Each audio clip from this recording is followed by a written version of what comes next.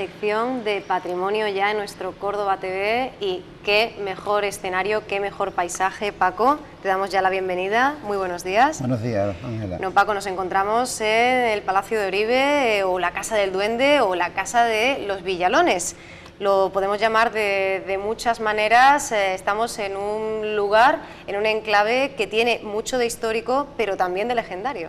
Muy interesante, un sitio, un marco espectacular, y la suerte es que no está haciendo hoy muchísima calor, que el otro día en el Palacio de Viana creo que... Sí, ya nos pusimos un poquito ya ardiendo casi. Bueno, pues hoy vamos a el patrimonio de personajes de esta ciudad. Yo he escogido 5 al azar, son muchos los que hay, y luego una anécdota, si nos da tiempo, espero que nos dé tiempo.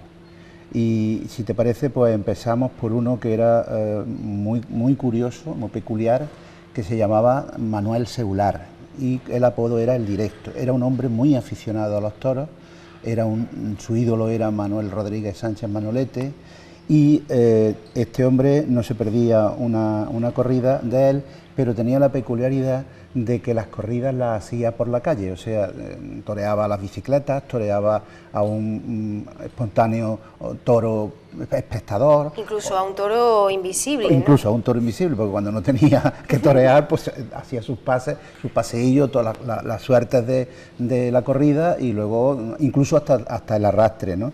Era tan forofo de Manolete que en cierta ocasión, bueno, Manolete le daba entradas muchas veces para asistir a las corridas, pero en cierta ocasión se presentó en Barcelona en una de las corridas de Manolete y le preguntaba: yo, Directo, ¿cómo has venido? Dicen, los topes del mercancía. Los topes, los mercancías, ¿sabes lo que son los topes, no? Pues muy bien, ahí se viajaba cuando no se podía viajar de otra manera. Era también muy aficionado al 24. 24 es el vino de Montilla, que se llamaba 24. Y bueno, pues más de una vez estuvo a punto de ser atropellado por algún vehículo, pero teniendo en cuenta de que los vehículos pasaban de Higo a Breva, o sea que no era muy normal encontrarte con muchos vehículos por la calle. Por lo tanto, era normalmente lo que toreaban en bicicleta o espectadores aficionados, ¿no? Y hay una anécdota muy curiosa suya, que Manuel de la Basurito tuvo una corrida, no llegaba a tiempo a su casa y quiso dejar el traje de torear en la casa de Manolete, en la avenida Cervantes, pero se encontró al Directo por la calle y le dijo: hombre, Directo, llégate a mi casa, llégate a casa de Manolete y recoge mi traje y me lo lleva a mi casa. Pero el Directo no tuvo más que coger y ponérselo y hacer un montón de corridas por la ciudad, ¿no? Claro, inmediatamente le dijeron: oye, que este está con un traje de torear. ¿Y esto de quién es? Del Surito. El Surito tuvo que dejar el trabajo y inmediatamente a que se desvistiera y le hiciera su traje. Este hombre era muy buena persona, no era un patoso, no se metía con nadie, y además era un hombre agradable. Es verdad que se tomaba unas copas de más. Yo luego tuve oportunidad de hablar con un familiar suyo cuando yo publiqué en el blog una reseña sobre él, y además le cayó muy bien y el tratamiento fue muy adecuado. Una anécdota muy característica que demuestra su peculiaridad y su ser buena persona. Estaba toreando en San Agustín, digo toreando. Estaba haciendo su corrida, sus pases de pecho en la plaza. Y un tunante, como siempre hay, de los muchos que hay, pues cogió una cubeta con agua y se la echó por lo alto, los pelos por la frente, empapado, ¿no? Entonces él, ni corto ni perezoso, cogió su chaqueta del suelo, se levantó y dijo: señores, se suspende la corrida por la lluvia, y se marchó elegantemente haciendo el pasillo, porque él hacía primero el pasillo y entraba a matar, ponía banderillas y todas estas cosas. Eso demuestra la característica de buena persona, que era un hombre que lo único que le gustaban eran los toros y el vino. El Directo, Paco, ¿Directo por qué razón? Pues la verdad es que no sé. ¿Por sus actuaciones en vivo? No lo sé, la verdad. Eso no es muy normal, porque la actuación en directo antes no se grababa nada. Claro, efectivamente, por eso te digo yo no lo sé. Que no se puede asociar a eso, se puede asociar quizá pues a una característica, peculiaridad del carácter, de su idiosincrasia. No te lo puedo decir, no es una cosa. Pues y ahora nos vamos, si te parece. Es un término muy moderno, ¿no? Sí, claro, es que es un concepto muy moderno. Claro, un concepto de nuestro tiempo, de grabar, y antes no era directo, antes era todo en directo. Será porque era muy echado para adelante. Mira, y ahora nos vamos a ver otro personaje que se llamaba Cagalejo. Sí. Cagalejo, en principio, tenemos una fotografía de la Puerta Gallego de los años 50, la tienes tú también por ahí en tus papeles, y en la que se ve la taberna del Barril, en el fondo, con mucha gente en la puerta, que en realidad esta gente lo que estaban eran pendientes de una pizarra en la que de vez en cuando salía el camarero y ponía los resultados de los partidos de fútbol. El camarero lo que seguía era el programa de Carrusel Deportivo que ideó Bobby de Glané, ese monstruo de la radio, y que lo dirigía en aquel tiempo Vicente Marcos. Entonces, los que estaban allí estaban incluso con la quiniela de los 14 pendientes, viendo la tablilla para ver si le había tocado, si tenían un determinado número de aciertos. Una versión rudimentaria de lo que ahora es en Internet ese minuto a minuto, ¿no? Claro, que al instante ya nos enteramos de todo. Como si fuera, yo qué sé, ¿cómo le llamamos en inglés? Inline, ¿no? O en línea, online, exactamente.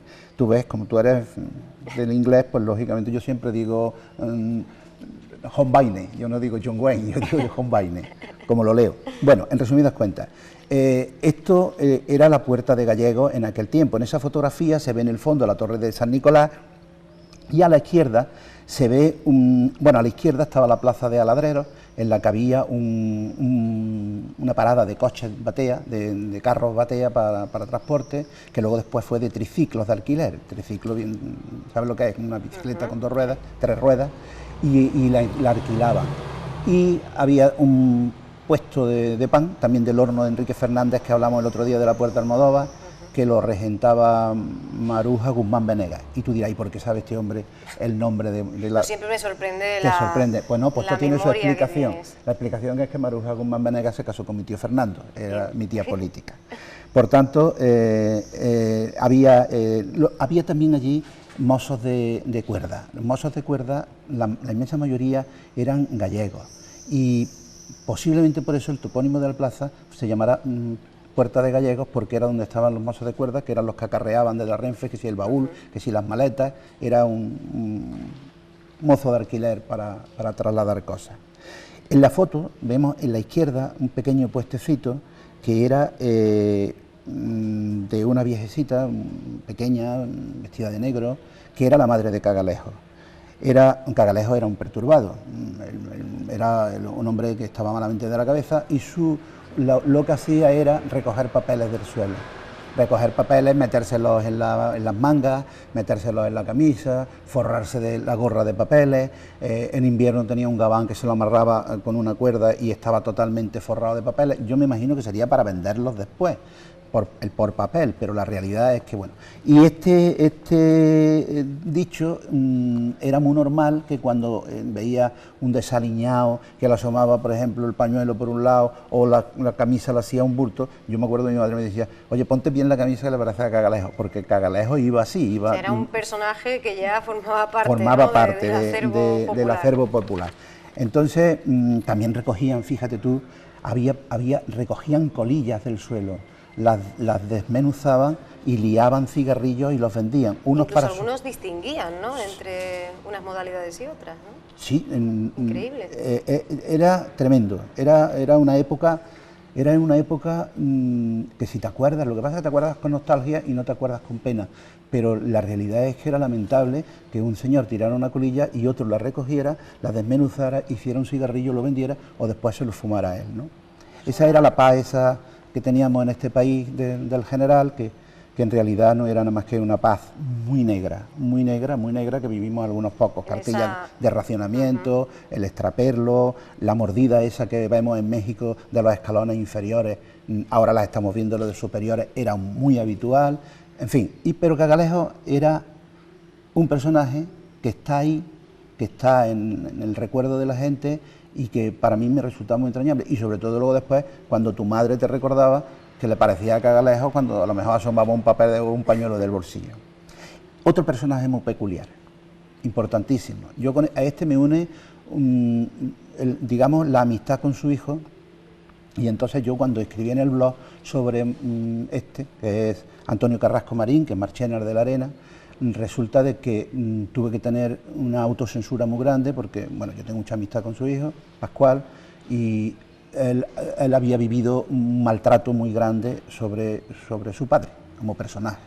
Pero claro, hay que reconocer que cuando tú tienes un padre que es un personaje público, no tienes más remedio que aceptar determinadas cosas. Lo que pasa es que, bueno, le achacaban algunas cuestiones que no eran suyas. Pero de todas maneras, fíjate tú que Marchena viene, Marchener de la Arena, o Antonio Carrasco en este caso, pero vamos a llamarlo Marchener de la Arena, que es como lo conoce todo el mundo, viene de Linares y literalmente viven debajo de un puente, viven debajo del puente de Pedroche, ponen una parilla en un lado del ojo y otra parilla en el otro lado con una puerta, incluso le ponen la solería al suelo, allí, y todavía está, si tú vas al puente Pedroche, todavía está en el suelo de uno de los ojos de la izquierda donde vivían esta familia. Le decían Marchener de la Arena porque, le decían Marchena, porque cantaba por el niño Marchena, cantaba muy bien, era muy aficionado, y ya te he dicho antes que eran de Linares. Mira, muchos de estos personajes no han sido bien tratados, como he dicho anteriormente, en la ciudad, y en realidad su vida, su triste vida, forman parte de esta ciudad, y posiblemente hasta su nombre debería de formar parte de una de las calles de nuestra ciudad. Digo porque se lo merece muchísimo más que otros nombres que tenemos. Antonio Carrasco vendía arena, pero era muy significativa la arena se empleaba para lavar los utensilios de la cocina, o sea, no había nada más, no había otra cosa que arena, y la arena se empleaba para las sartenes, pero era muy importante. Fíjate, era muy importante que la arena fuera fina, que no tuviera piedras y que no arañara, simplemente era como una lija muy suave para la limpieza, ¿no? Lucas León, que es un excelente periodista aficionado profesional, fíjate lo que escribió de él, y lo quiero leer para no poner no poner palabras que no sean nada más que las suyas. Dice sobre él: suena amable, melódico, musical, el pregón. Levemente enervado, el hombre niño, era bajito, empuja un destartalado carricoche donde una dorada arena, ancha de ríos y alberos, se ofrece como mercancía.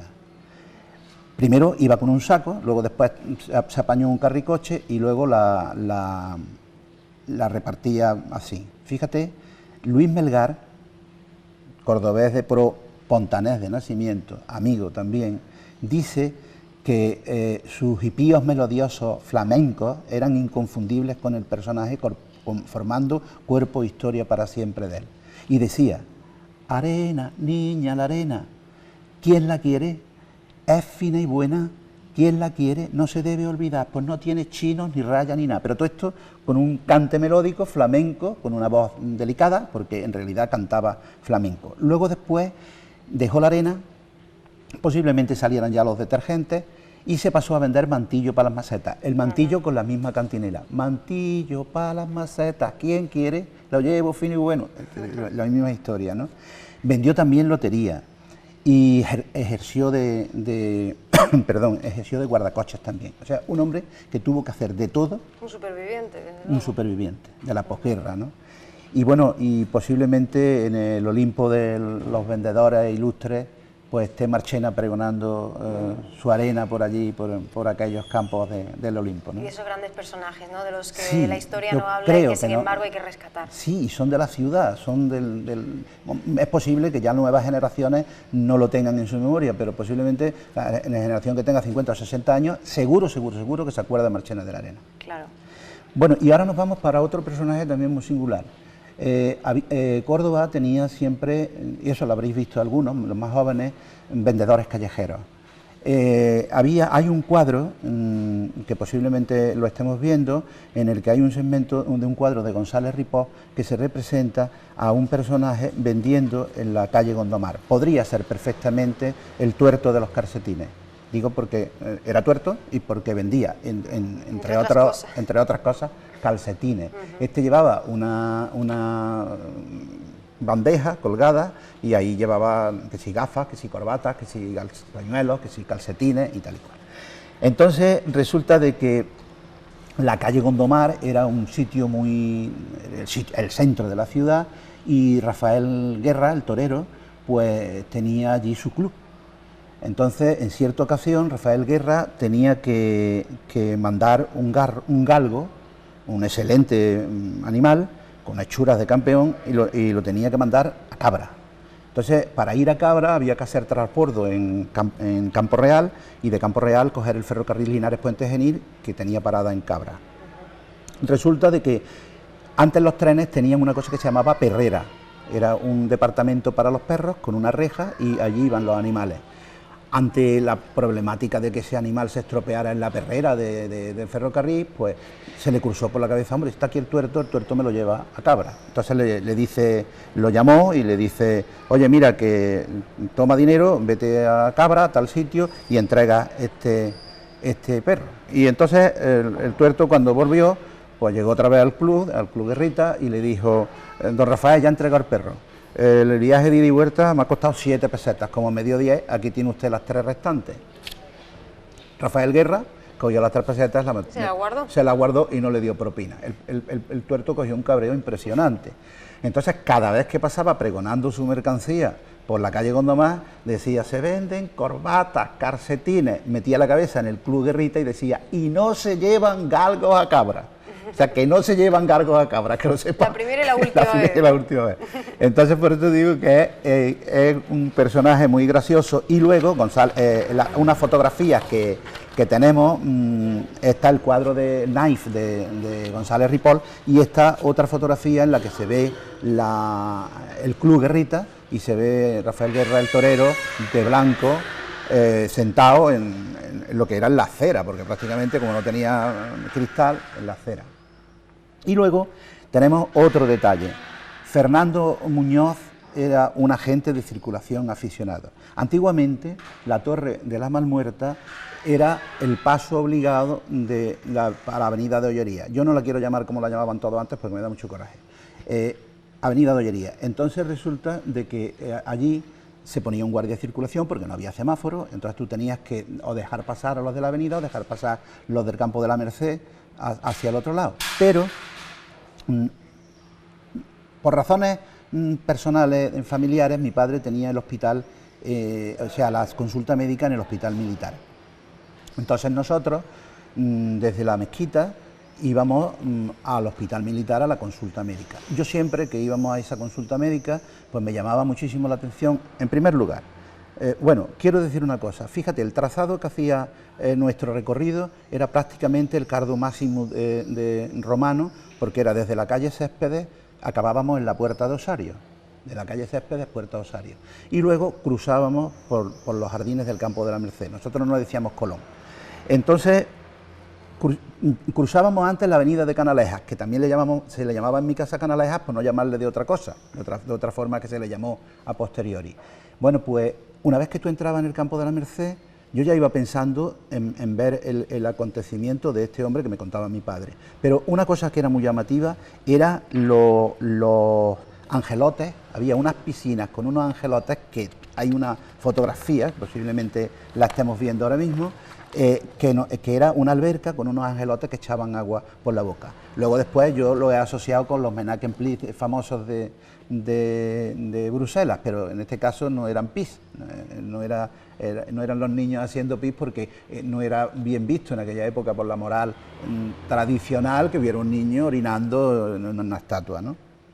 Bien, yo siempre me preparaba para ver que cuando llegáramos a la Torre de Malmuerta había, como nosotros íbamos casi de madrugada, porque el médico era a las 8 de la mañana, hasta las 8 de la mañana no se ponía el profesional, pues había un guardia de circulación aficionado, vestido de paisano, en la gradilla de debajo de ese texto que hay grabado, que ya no se puede leer, que decían que si tú pasabas a caballo y conseguías leerlo entero, se abriría la torre y toda esa serie de cosas. Vez, ¿verdad? Sí, lo hemos hablado alguna vez. Bueno, pues en ese sitio él divisaba avenida y divisaba Campo de la Merced, y entonces pues daba paso a uno, daba paso a otro, pero además con una parsimonia y una profesionalidad excelente. Este hombre se llamaba Fernando Muñoz.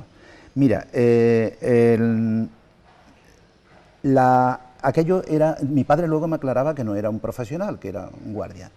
Luego después seguíamos hacia abajo y para hacer un recorrido por esa avenida nos encontramos Carbonel, todavía está la chimenea, estaba la casa de Calerito, de Manuel Calerito, torero, luego una parada de autobuses que mi padre me decía que eran piratas y eso me recordaba a mí los tableros del Cachorro y de la Isla Tortuga, el pirata Morgan, y lo que ocurre es que eran autobuses sin licencia, o sea que eran piratas, era la palabra, ¿no?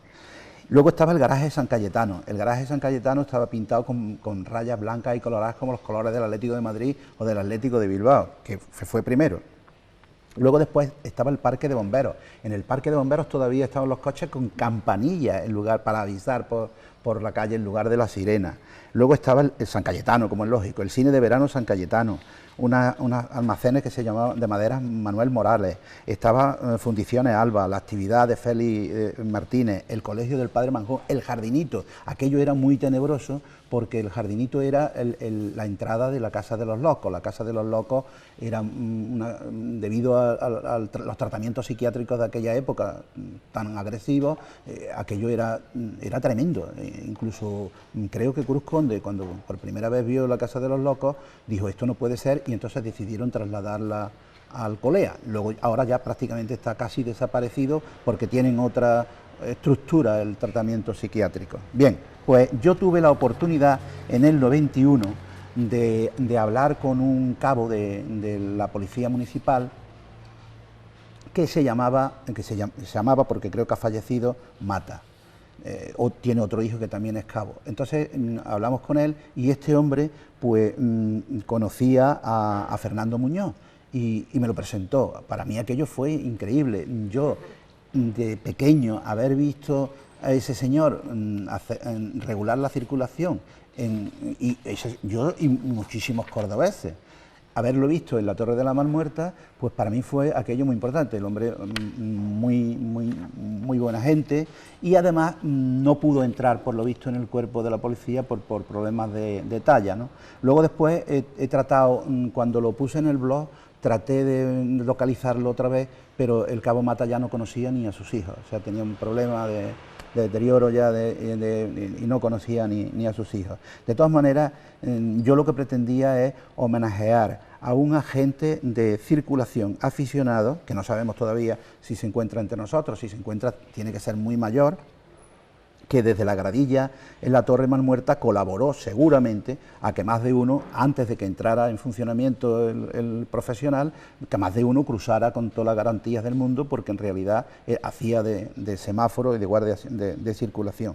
Aquello, bueno, pues estamos homenajeando a otro personaje de la ciudad que, bueno, está en mi memoria, pero estoy seguro, completamente seguro, que está en la memoria de mucha más gente de mi edad o incluso mayores, ¿no? Y estos son los 5 personajes, y ahora ya lo que nos queda es una anécdota. Vamos con una anécdota relacionada con una gabardina. Relacionada con una gabardina. Mira, un niño iba por la calle Jesús María, camino de las Tendillas, ¿no? Este niño estrenaba una gabardina 2 tallas mayor, porque como estaba en la época del crecimiento, pues cuando le compraban la gabardina se la compraban 2 tallas más, le doblaban las mangas 2 vueltas, con el ánimo de que le sirviera para el año siguiente y para el otro. No se podía permitir un lujo, y más una gabardina, ¿no?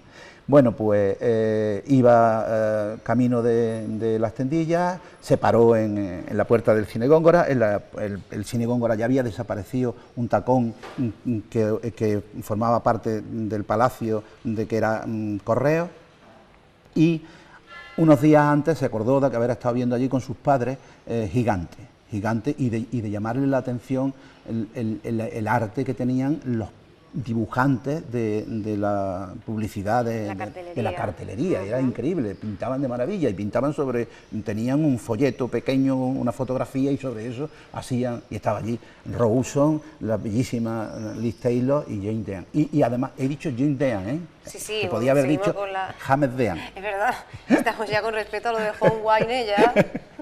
En resumidas cuentas, vimos Gigante, esta familia vio Gigante, y resulta de que se llevaron la fiambrera y la vieron en un palco que tenía el anfiteatro antiguo del Góngora arriba. Había un par de palcos, era como un salón de té, una cosa rara que había allí, especial, pero bueno, allí dentro se llevaban su fiambrera, porque el metraje de Gigante era para llevarte la cena y el desayuno. Aquello fue larguísimo, como los 10 mandamientos.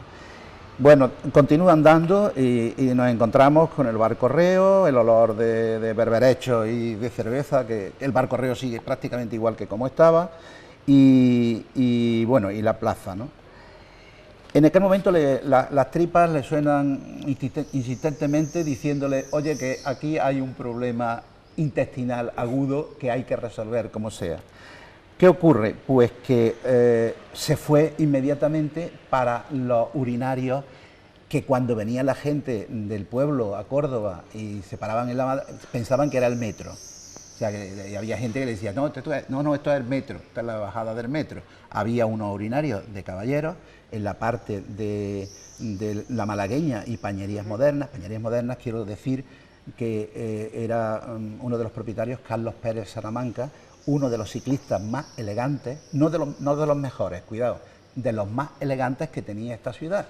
Tenía posible, entre comillas, y se podía permitir una equipación que no era la que tenían el resto de los ciclistas habitualmente. Esto es un inciso sobre Carlos Pérez Salamanca, que también era un personaje importante. El niño se mete en el urinario, allí había gente esperando, todos los váteres ocupados, salvo uno que estaba descubierto. Claro, la urgencia hacía buscar lo primero, y entró aquel. Terminó y sale para afuera, y el vigilante de aquello le coge por el brazo y le dice, son 50 céntimos, 2 reales.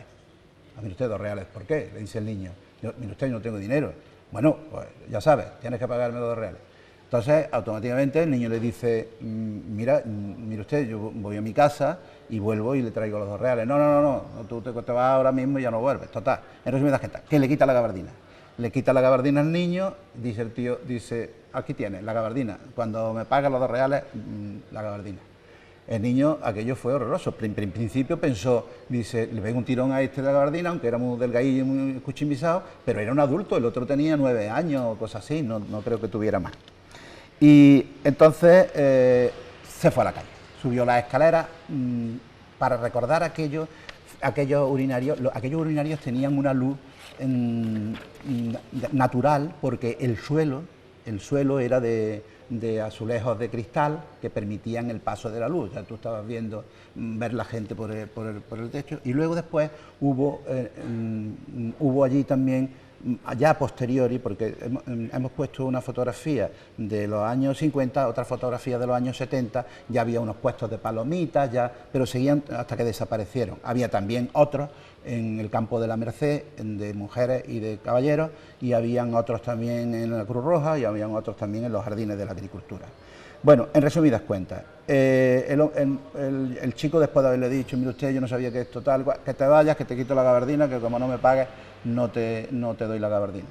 Vuelta para su casa, y tuvo la suerte de que, bueno, vuelta para su casa, y recordaba, almacenes en Carnita, la pasamanería de Lubi, otra vez el Bar Correo, el cine Góngora, y mira por dónde, en la puerta de Santa Marta, pues vio a una tía suya que se llamaba Antonia, y le vino como caída del cielo, 2 veces, pero claro, cuando le vio la cara al chiquillo, dice Antonia, dice, ¿qué te pasa?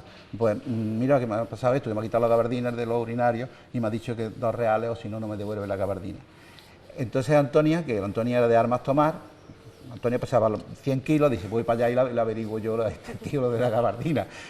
Pero claro, el chiquillo le dice, no, mira tita, dame los 2 reales, yo le pago, tal y cual. Y fue allí, fue al urinario, pagó y le devolvieron la gabardina. Y el tío con toda la cara dura dice, claro, si yo sabía que tú tenías dinero, tú no podías haber conseguido el dinero tan pronto desde tu casa. Bueno, deme usted la gabardina y tome usted los 2 reales, y por junio dice, este tío es un hijo de la grandísima tal y cual.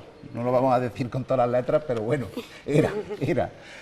Y bueno, pues luego después salió de allí, recuperó nuevamente se encontró a su tía por el camino, y bueno, pues pensó que esto era... No pensó, eso se pone después. Esto es kafkiano, pero en aquel momento él no sabía ni quién era Kafka. Ni quién era Kafka, pero es kafkiano. Nuevamente, tuvo que doblarse otra vez la manga porque se la había soltado y la mano ya la se había perdido, ni se le veía. Inicia el camino de Jesús María. El conservatorio, unos futbolines que había a la derecha, la droguería, Genaro el relojero, la casa de Carbonell, el busto del fundador de Mateo Inurria que estaba en el centro, el kiosco de Fidela en la esquina de ese enorme edificio que ahora es de Vincorsa, pero que antes estaba lleno de trabajadores, de oficinistas, que era toda la famosa Casa Carbonell, llevaban la administración.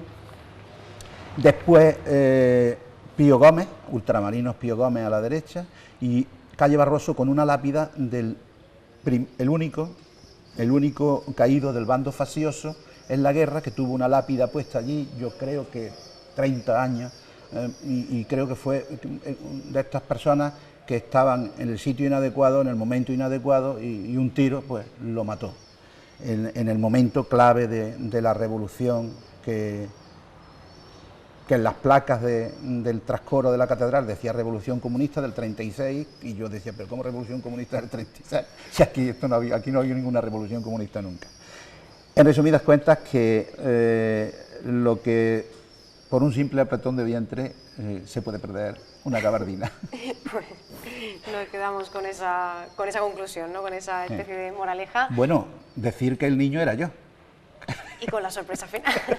Por eso se acordaba también, ¿no? Decía, bueno, es que eso se pone después, ¿no? Yo en ese momento no sabía ni quién era Kafka, sí, pero hemos en fin, eliminado el sujeto. Bueno, Paco, pues qué maravilla poder oírte, escucharte, hablar de esos personajes, de la intrahistoria de nuestra ciudad, y también esas anécdotas tuyas propias en ese ejercicio tan complicado, ¿no? De ejercitar la memoria con todo lo que tiene de aliada, pero también de enemiga, ¿no? Porque muchas veces, como hemos dicho en otras ocasiones, nos trae recuerdos, pero también nos lo deforma, ¿no? Nos lo deforma porque lo hacemos a nuestra medida, y es muy complicado el tratar o sea, no puedes nunca decir lo que yo recuerdo es exactamente verdad, claro, porque tiene tu propia aportación, y luego te dicen otro, oye, no, que es que resulta que allí lo que estaba era...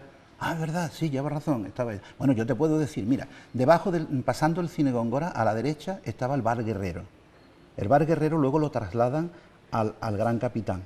Y tenía otro hermano que tenía un kiosco en la parte de la Victoria, detrás de lo que era el kiosco del Circo de la Amistad. Bueno, el Bar Guerrero, hubo una anécdota ahí muy curiosa, de una anécdota de amantes con la señora de la casa, y cuando el marido llegó, el amante que se encuentra con el deshonrado, en este caso, y le pega un bocado y le corta la ternilla de la oreja. Y entonces el mote que se le queda al señor del bar, media oreja. Más para abajo un estanco y el fotógrafo. Y enfrente el tacón, que ya no está, de Santa Marta. O sea, la ciudad, tú te acuerdas, pero la ciudad ya no es la que es. Por tanto, los recuerdos no existen.